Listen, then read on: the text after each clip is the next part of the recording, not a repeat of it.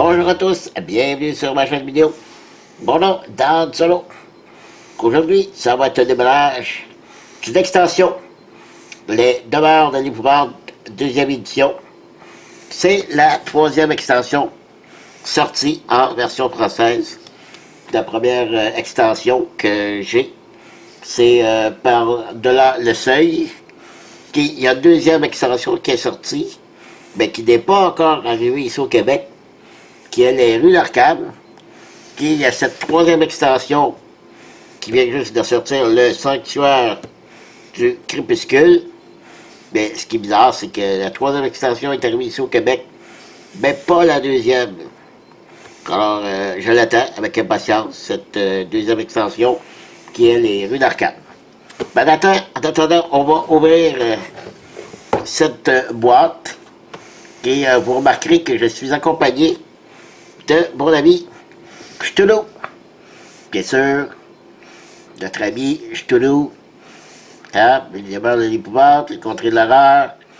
Donc, il m'accompagne et c'est une petite sculpture qui a été imprimée sur un imprimante 3D qui m'a été donné par Maurice Lapierre. Je le remercie d'ailleurs. Très belle petite statue de Cthulhu.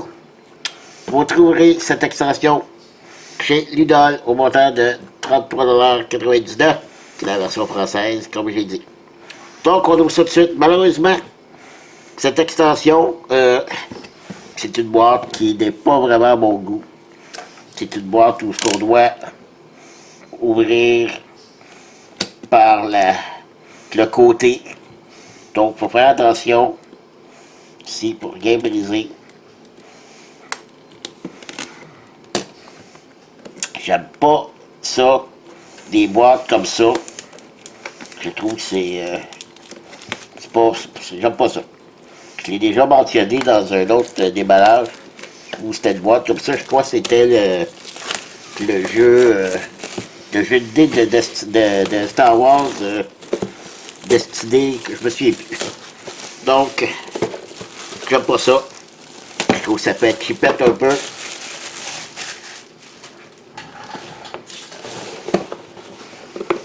Vous voyez, comme ça. Ça brise le carton. Bon.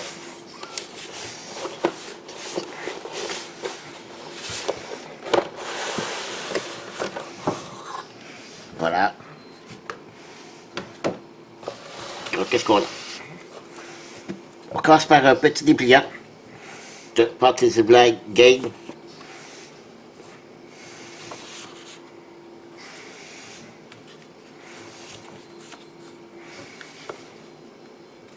Bon, c'est la publicité. Je pense que il n'y a pas vraiment d'intérêt à montrer ça.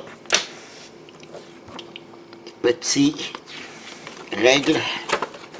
N'oubliez pas que les demeures de l'épouvante deuxième édition, ça prend premièrement le jeu, la boîte principale et l'application.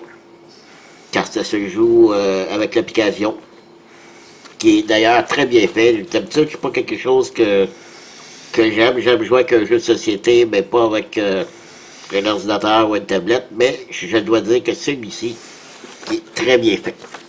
Donc, petite notice, pas très long. Un petit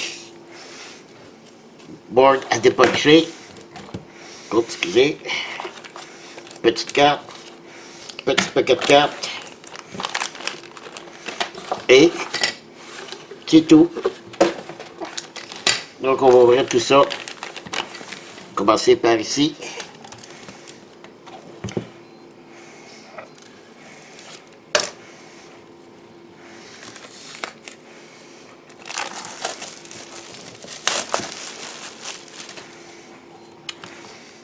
Les tuiles sont magnifiques.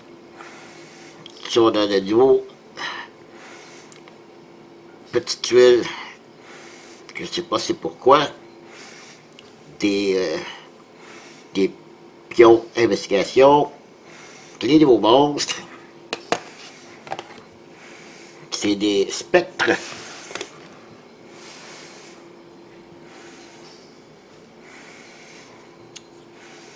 des spectres. De l'autre côté, la tuile ici est différente. Donc, la première tuile, la deuxième, où les tuiles sont un peu plus petites.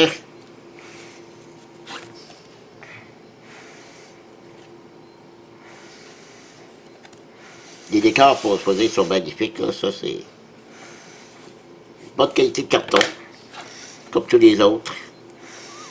Beaucoup de nouveaux personnages. Ah, ça va rajouter beaucoup dans les scénarios, j'imagine. Ici, d'autres tuiles. Encore ces jetons ici. Ça doit faire partie du nouveau scénario.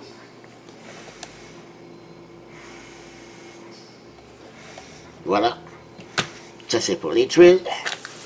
Ici, on a deux nouveaux investigateurs. Oh, on a Lily Chen. J'adore Lily Chen. 7 points de vie. 7 santé mentale, c'est bien.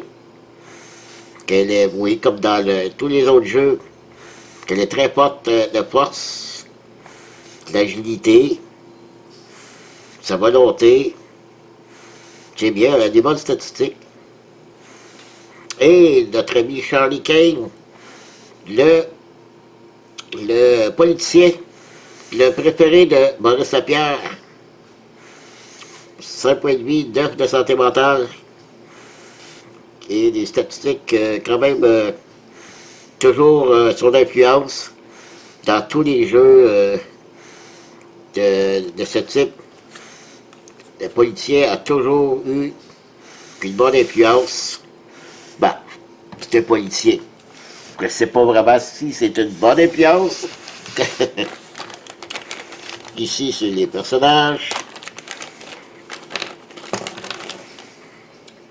Alors, si, oh, très belle. On a Lily Chen.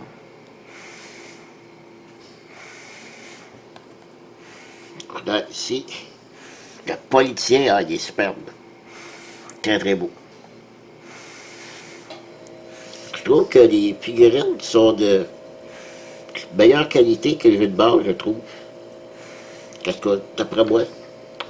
OK, on a les deux nouveaux, des spectres. Je les trouve aussi superbes. C'est bien. La seule chose que moi j'aime pas, c'est ça. Ça ici. Moi, je les ai tous enlevés. Bon, je l'ouvrirai pas. Des petits socles où on doit mettre les monstres. Je trouve que les petits socles noirs comme ça, bien cachés la tuile. Donc, moi, je les mets sur des petits socles transparents. Un petit genre de fiberglass très mince que je colle dessus. Et la petite tuile du monstre, je les mets à côté ou sur le côté du jeu. Je préfère ça. J'aime mieux avoir la beauté du personnage comme ça que d'avoir le gros carré noir. Puis il y en a que des monstres qui sont beaucoup plus gros. Donc il y a des gros carrés noirs très très gros. Ça a bien gâché le paysage là-dessus. En tout cas, c'est mon avis à moi. Et on a un petit paquet de cartes.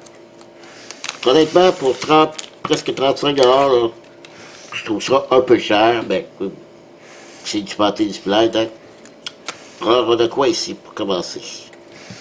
Ça, c'est quoi? C'est des objets, des artefacts, ou des objets uniques. Je me souviens plus, ça fait très longtemps que je n'ai pas joué.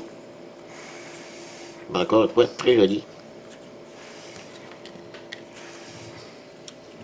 Puis ici, ça doit être les conditions, donc les objets qu'on peut découvrir.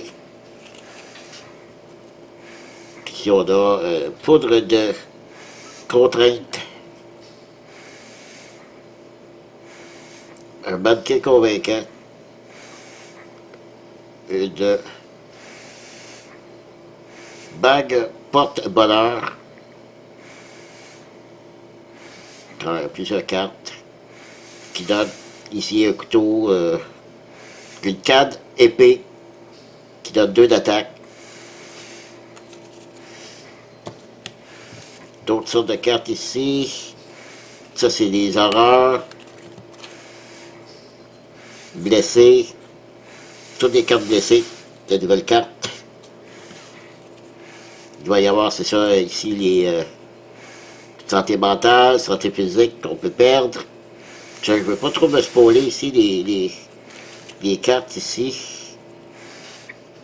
Des contraintes. Des rasoirs spectrales. Donc, c'est des sorts, ça, j'imagine. Donc, voilà. C'est tout. C'est très court, hein? T'as pas grand-chose. Ben, c'est ça. C'est ça, Fantasy Flight. Pour le prix, c'est pas grand-chose. Ben, ça va avoir ajouté pour alors peut-être, je crois que 2 ou 3 nouveaux scénarios qu'on va pouvoir faire avec l'application. Alors, je vous remercie de m'avoir suivi. Je vous dis à la prochaine. Bye bye.